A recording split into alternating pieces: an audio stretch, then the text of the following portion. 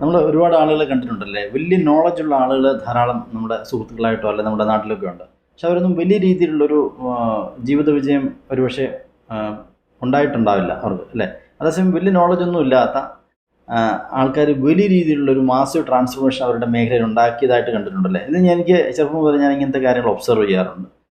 ഇതിൽ നിന്ന് എനിക്ക് മനസ്സിലാക്കാനായിട്ട് സാധിച്ചത്, ഈ വലിയ നോളജുള്ള ആൾക്കാർ അവർ അനാലിസിസ് പാരാലിസിസ്, അവർ അതിനെക്കുറിച്ച് വളരെ ഡീറ്റെയിൽ ആയിട്ട് റിസർച്ച് ചെയ്തുകൊണ്ടിരിക്കും. കണ്ടിന്യൂസ് ലേണിംഗ്, അങ്ങനെ ലൈഫ് ലോങ് ലേണറാണ്. അവരെപ്പോഴും പഠനം മാത്രമാണ്. പക്ഷേ ഇംപ്ലിമെൻറ്റേഷൻ്റെ പാർട്ടിലേക്ക് വരുമ്പോൾ അവർ ചിന്തിക്കും, ഇത് ഞാൻ ചെയ്താൽ ശരിയാവോ, അതങ്ങനെയല്ല, ഇങ്ങനെ ചെയ്താൽ പോരെ എന്ന് പല രീതിയിൽ ഇവർ ആവർത്തിച്ച് ചിന്തിച്ചുകൊണ്ടിരിക്കും. ഒരിക്കലും ഒരു ആക്ഷൻ മോഡിലേക്ക് വരുന്നില്ല എന്നുള്ളതാണ് വാസ്തവം. അതേസമയം ഒന്നും അറിയാത്ത വ്യക്തിക്കോ, വലിയ നോളജ് ഇല്ലാത്ത വ്യക്തിക്ക് അവനെ സംബന്ധിച്ച് ശരിയാ തെറ്റാന്ന് അറിയത്തില്ല. അപ്പോൾ അവനത് ചെയ്തു തുടങ്ങി തെറ്റിൽ നിന്ന് കാര്യങ്ങൾ പഠിച്ചു തുടങ്ങുന്നു. അതിനുശേഷം വീണ്ടും അവർ ചെയ്തുകൊണ്ടിരിക്കുന്നു.